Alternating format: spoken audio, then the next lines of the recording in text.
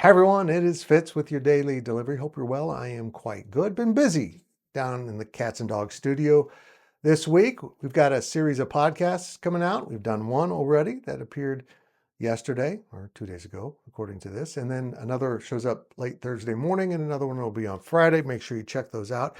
And of course, all of our podcast questions get asked by our subscribers at GoPowercat.com on our message board, Wabash Station.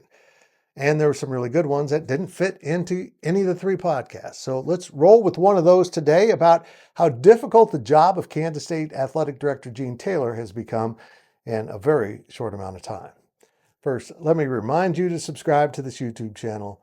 It helps us out tremendously. I joke about it all the time, but if you're not, please do. Please, please do. Gene Taylor has been knocking it out of the park as Kansas State's AD. And if you know Gene, he's laid back. He's a quiet guy. He lets his people around him make a lot of decisions. He's a tremendous leader. And he's also known as a coach's AD. But Kansas State, as all of college athletics, is entering a really strange period of time here. And it's just gotten so confusing. Look, NIL and transfer portal have been visible shakeups to how college athletics work and how it's changed. And a side story to that is I don't think fans appreciate that a lot of the money going to the NIL collectives now used to come to the athletic departments to fund their scholarships. And now that money has moved around, and guys like Gene Taylor have to find a way to resolve that. But it's about, maybe, to get much worse. So if you've been following along, the NCAA settled a case known as NCAA versus House that now will provide student athletes with revenue sharing. $22 million from every of the power institutions that were at that level through a certain time period. It's going to be costly. And it's a set amount across all schools. So Kansas State's one of the smaller athletic budgets in the power level, probably in the bottom 20%. And yet they will still have to provide the same $22 million in rev share that other schools will.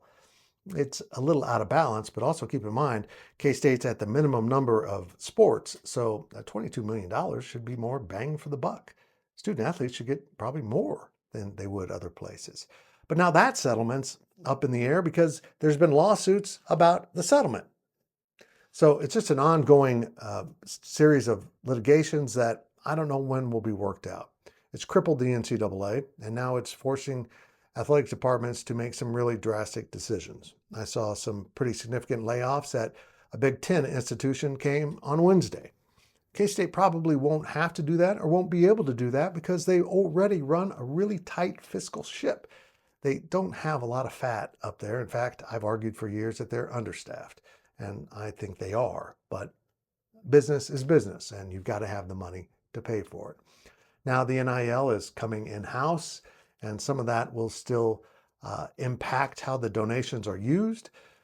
So maybe that's streamlined. But then you've got this other part of his job in which he hires coaches and gives them contracts. And he just did so with Jerome Tang a year ago. Well, not even a year ago, in the off season.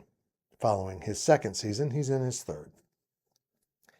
And fans aren't happy that now Jerome Tang has this shiny new contract that honestly, Kansas State would struggle to pay out, to buy out without this House settlement. With it, it's impossible. It'll be impossible for a lot of schools to move on from coaches.